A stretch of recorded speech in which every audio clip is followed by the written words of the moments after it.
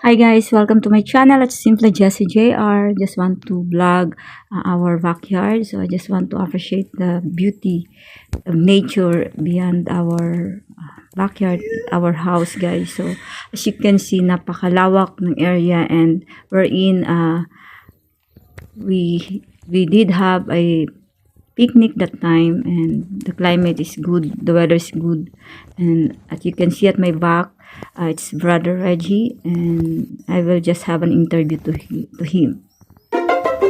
Kabayan, Bayan, kumusta ulit? Part 2 interview. partner din. So, day off ba natin, Kabayan? Yes. Yeah, so ito yung usual ginagawa pagka day off ng ating OFW. So, kumusta ang work ulit? Buti naman sa biyaya ni Lord. Ayan, sa biyaya ni Lord. So, yung una nating interview, Kabayan, is tungkol sa sahod, kung worth it ba. Dito ba, less stress ba dito, Kabayan, and peaceful ba? Naman, pagkasama mo si Lord, may peaceful. Amen. And how about yung environment? Ha? Yung environment, Kabayan, gustong-gusto nyo ba? Ay, oo naman. So, how about yung presyo ng karne, Kabayan?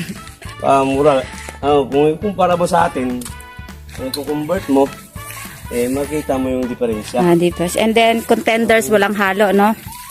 So, Saka ang dito, karne, bata pa, hindi yung gaya sa atin. mga fresh from the farm, kinakatay nila.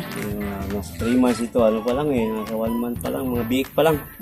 Okay. Okay, salamat, Kabayan. Mga guys, so still positive feedback. So, he really like here in Croatia. That's why he keep enjoying. So, ito na nga guys, we started the grilling of the meat, the pork, and I think we have also the fish. During that time, we do have chit-chat while grilling, and we enjoy the ambience, guys. As you can see, we are just waiting for the other colleagues to come.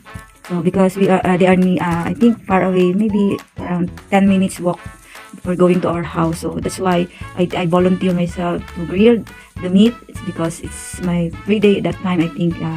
So that's why I love the scenes, the ambience. So I volunteer myself while I'm talking to them and have some interview. So that's it, guys. So we're having fun time while we are working as an OFW, and we have to enjoy life there while we are working. So, and of course, we need the fellowship together, so that the bond together, even you are not knowing each other in the Philippines, but here, even together for work also, and for in fellowship, also in attending church. So that's all the lifestyle here in Croatia, guys.